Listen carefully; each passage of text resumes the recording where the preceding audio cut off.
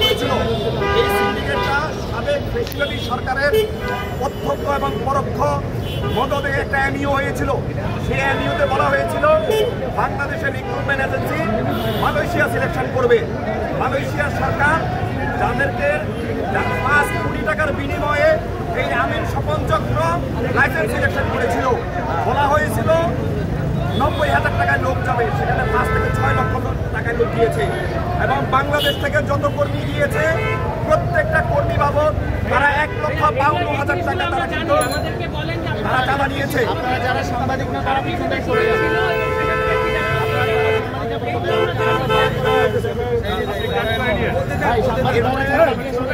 প্রত্যেক কর্মী থেকে 1,52,000 টাকা করে চাঁদা নিয়েছে। আমরা চাই এই চাঁদা যেন আর না নেওয়া হয়।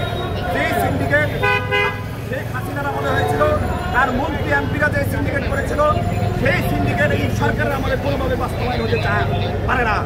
আমরা মনে করি আমাদের মাননীয় উপদেষ্টা একজন সজ্জন ব্যক্তি এবং আমাদের মাননীয় প্রধান উপদেষ্টা তারা বিশ্বব্যাপী যার সুনাম জয় আছে, তার আমলে আগে সেই শেখ হাসিনার আমলে সিন্ডিকেট কোনোভাবেই হতে পারে না। আমরা 25 জন রিক্রুটমেন্ট এজেন্সি সকলেই তার যোগ্যতা অভিজ্ঞতার ভিত্তিতে আমরা মালয়েশিয়াতে কম খরচে সরকারের নির্ধারিত খরচে আমরা কর্মী পাঠাতে চাই। আমরা কোনো প্রকার সিন্ডিকেটকে আর মেনে নেব না। আমরা এই সিন্ডিকেট যাতে না হয়, মালয়েশিয়া অন্য 14টা কান্ট্রি থেকে যেভাবে শ্রমিক আনে বাংলাদেশ থেকেও ঠিক একইভাবে যেন শ্রমিক নেয়। এবং আমাদের যে এমইও আছে, হাসিনার আমলে যে এমইও করা হয়েছিল উদ্দেশ্য প্রণোদিতভাবে সিন্ডিকেট করার জন্য যে এমইও করা হয়েছিল, সেই এমইওটা সংশোধন করতে হবে। সেই এমইও সংশোধন করে মালয়েশিয়ান যে এমপ্লয়ার আছে, এমপ্লয়ার কিন্তু এই সিলেকশন করবে। মালয়েশিয়ান সরকার সিলেকশন করতে পারে না। আমি বাংলাদেশও পৃথিবীর বিভিন্ন দেশে কর্মী পাঠায়, কোনো দেশে কোনো সরকার কিন্তু আমাদের লাইসেন্স সিলেকশন করে না। মালয়েশিয়া আরও 14টা কান্ট্রি থেকে কর্মী আনে, কোথাও কিন্তু তারা লাইসেন্স সিলেকশন করে না। সুতরাং অন্য 14টি দেশের মতো বাংলাদেশের জন্য শ্রমিক পাঠাতে পারে কম খরচের সকল বৈধ রিক্রুটিং এজেন্সি, সেই দাবি আজকে আমরা মাননীয় প্রধান উপদেষ্টার কাছে করছি। আমাদের যে লাইসেন্স, এই লাইসেন্স সব লাইসেন্স সমান, সবাই লাইসেন্স সমান। গুটি কয়েকজন ব্যক্তি গোষ্ঠীর স্বার্থ চরিতার্থ করার জন্য তাদেরকে ব্যবসার সুযোগ দেওয়া কোনোভাবে যুক্তিসঙ্গত হতে পারে না। অধিকার আছে, সকল লাইসেন্সের ডিপোজিট আছে সরকারের কাছে, সকলেই যেন ব্যবসা করতে পারে। এবং আমাদের এই যে কর্মীরা, আপনারা জানেন এই সিন্ডিকেটের কারণে বারবার শ্রমবাজার বন্ধ হয়েছে এবং এই সিন্ডিকেটের কারণে 17,000 যারা রেডি ছিল তারা যেতে পারে নাই এবং প্রায় 50,000 কর্মী যেতে পারে নাই, যারা আরও বিভিন্ন প্রক্রিয়াধীন ছিল। শুধুমাত্র এই সিন্ডিকেটের কারণে এরা যেতে পারে নাই। আমরা মনে করি আবারও যদি সিন্ডিকেট হয় তাহলে একই অবস্থা হবে, আবারও অতিরিক্ত অভিবাসন নিবে এবং এই সিন্ডিকেটের আমাদের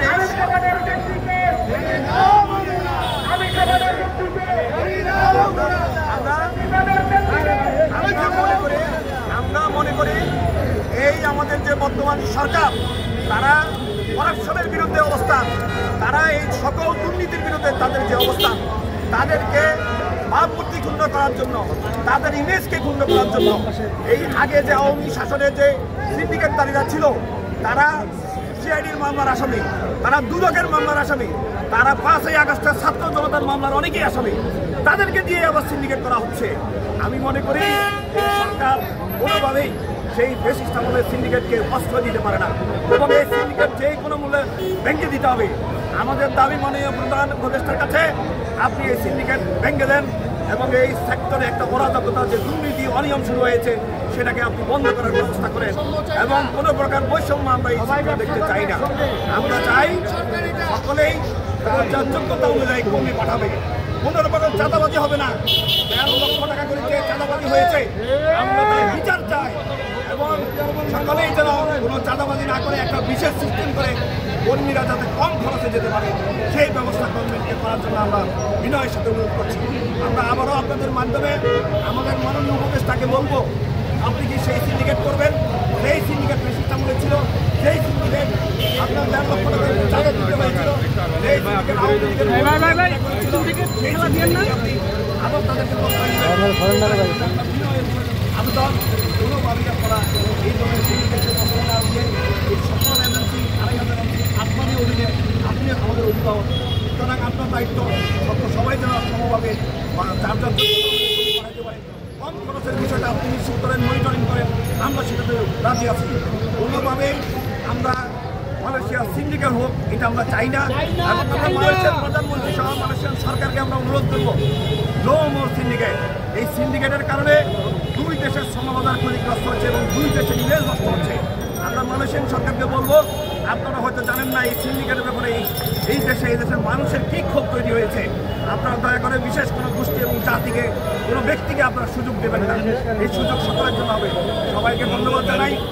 আসসালামু আলাইকুম।